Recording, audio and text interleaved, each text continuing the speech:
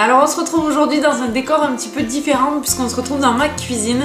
J'ai prévu aujourd'hui de vous faire une vidéo recette et je pense pas que ce sera la dernière parce que j'ai pas mal d'idées de vidéos recettes à vous présenter. Donc j'espère que ça vous plaira. Là aujourd'hui on va faire une recette de muesli ou granola, ça dépend comment vous appelez ça.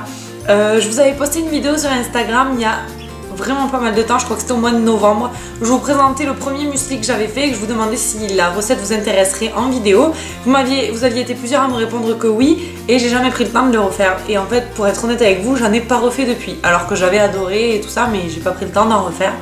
Donc là aujourd'hui je vais en refaire et du coup je filme tout ça pour vous montrer. Donc j'espère que ça vous plaira. Alors tout d'abord pour cette vidéo vous allez avoir besoin tout simplement de flocons d'avoine. Moi j'achète ceux de chez Carrefour mais vous achetez ceux que vous voulez. Il vous en faudra entre 100 et 300 grammes, ça dépend de comment vous voulez faire la recette mais je vous explique tout ça après. Ensuite il vous faudra tout ce que vous voulez mettre en fait dans cette recette. Et c'est à dire que vous pouvez mettre absolument ce que vous voulez. Donc moi j'ai décidé de prendre du chocolat pour en faire des pépites.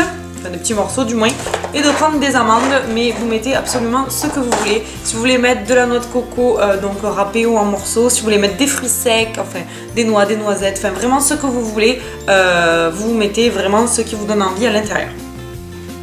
Ensuite il vous faudra du sirop d'agave, donc moi pareil celui-là je l'ai acheté, c'est Carrefour Bio quoi tout simplement. Et ensuite il vous faudra de l'huile, donc de coco ou de noisette de préférence.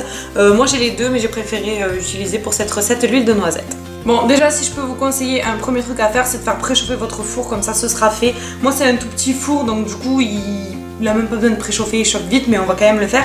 Donc vous le mettez à 150 degrés. Donc on va déjà commencer par utiliser un saladier. Donc je tare ma balance et je vais mettre du coup, moi je vais mettre entre 200 et 300 grammes de flocons d'avoine. Bon là j'en ai 170, j'ai fini mon paquet mais du coup j'en ai d'autres. Les autres que j'utilise, vous voyez, je les ai trouvés chez Leader Price, donc ça vous pouvez en trouver vraiment partout. Moi je sais que j'en utilise pour plein de recettes, donc j'en ai toujours chez moi. Voilà, donc là pour cette recette je vais mettre 200 grammes. Après en fait ça dépend combien vous voulez en faire, c'est surtout ça. Et comment vous voulez que ce soit dilué par rapport à ce que vous allez mettre à l'intérieur. Ensuite je viens de prendre des amandes et moi je vais pas trop les broyer non plus. Je vais juste les couper en 2 ou en 3 quoi pour les mettre à l'intérieur. C'est juste manière qu'elles soient pas trop grosses. Vous pouvez aussi les laisser entières, hein. Je sais que dans certains muesli il y en a des entières. Bon, ensuite pour ce qui est du chocolat, la dernière fois j'ai coupé des carrés de chocolat et j'ai essayé de les couper en forme de pépites. Alors si vous avez des pépites de chocolat directement c'est encore mieux. Moi j'ai essayé de les couper en forme de pépites et en fait le problème c'est que ça a été un petit peu galère avec un couteau. Moi cette fois-ci j'ai eu une autre idée et du coup je vais essayer directement avec vous parce que je ne l'ai pas fait encore. C'est que je vais prendre, je pense juste une ligne de chocolat. Ça suffit largement. Ok, bon, j'ai un peu mal coupé. Je vais le faire fondre. Et en fait je vais le mélanger directement, ce qui fait qu'au lieu que ce soit des pépites de chocolat, ce sera tout le muesli en fait qui sera recouvert de chocolat. Donc je vais essayer ça.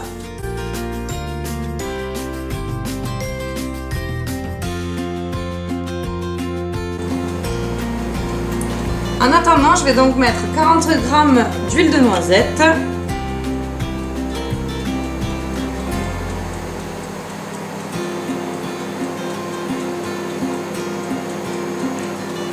Et 40 g de sirop d'agave.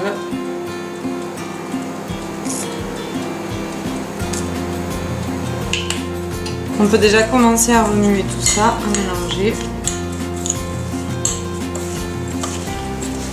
Alors le but c'est que vraiment tout le sirop d'agave et l'huile se mélangent à tous les flocons d'avoine en fait pour que tous les flocons se lient entre eux.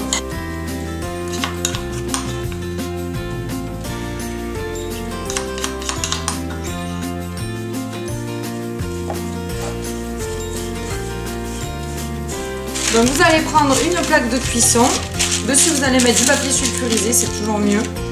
Moi du coup j'ai un petit four donc j'ai une petite plaque de cuisson. C'est aussi pour ça que j'en fais pas 3 tonnes. Et ensuite vous allez tout simplement venir étaler toute votre préparation sur votre plaque directement. Alors normalement il ne faut pas que la préparation soit trop épaisse sur la plaque. Donc étalez-la au maximum, mais il ne faut pas qu'elle soit super fine non plus. Elle peut être sur 1 cm maximum, je pense que... Je sais pas si j'ai trop la notion, mais je pense que ouais, 1 cm maximum c'est bien. Du coup voilà, une fois que c'est prêt sur votre plaque, vous allez l'enfourner pendant 20 minutes. Normalement ça devrait être bon. Alors il y a certaines recettes qui disent de ne pas le toucher pendant 20 minutes, d'autres qui disent au bout de 10 minutes le sortir et le remuer. Donc je pense que je vais essayer de le sortir, voire souvent commencer à 10 minutes pour voir ce que ça rend. Ce qu'on va faire, c'est qu'on va juste un peu le remuer. Je pense qu'il faudra quand même un peu plus de cuisson, parce que là j'ai l'impression que c'est encore bien imbibé, encore bien mouillé. Voilà, donc là vous pouvez voir que le muesli il est cuit. Alors je l'ai laissé, en fait en tout je l'ai presque laissé 30 minutes je crois. Après j'ai vraiment un petit four moi qui préchauffe plutôt vite, mais qui n'est pas non plus super efficace. Enfin, ça reste un petit four. Alors par contre, chose que je peux vous conseiller, c'est que moi la dernière fois que je l'ai fait, j'avais pas remué à mi-cuisson. Et en fait, ce qui fait que ça avait cuit en plaque. Et à la fin du coup, quand je l'avais sorti du four pour le mettre directement dans mon contenant, quoi, dans mon bocal, ça avait fait des plaques et en fait du coup je pouvais l'enlever et ça faisait des morceaux de muesli vraiment comme quand on l'achète.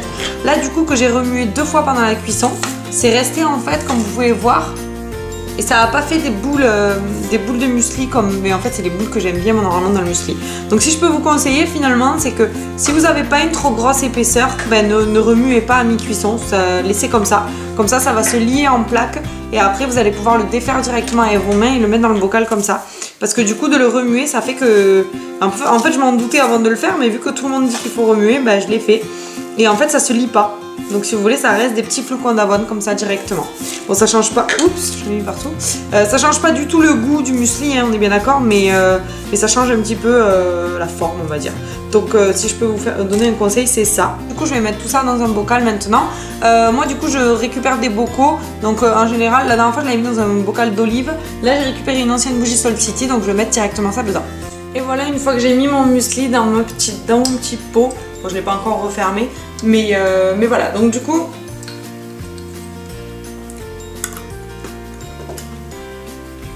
Les amandes c'est une tuerie grillée, alors vraiment. Et alors tout le reste, du coup, comme je vous disais, vu qu'ils ne sont pas trop liés, c'est un peu la galère de le manger à la main. Et c'est vrai que c'est un peu dommage parce que moi j'aime beaucoup le faire comme ça. Mais bon, comme je vous disais, essayez de faire une couche plutôt fine, vraiment pas épais. Quand je disais 1 cm, je pense que c'est vraiment le grand maximum.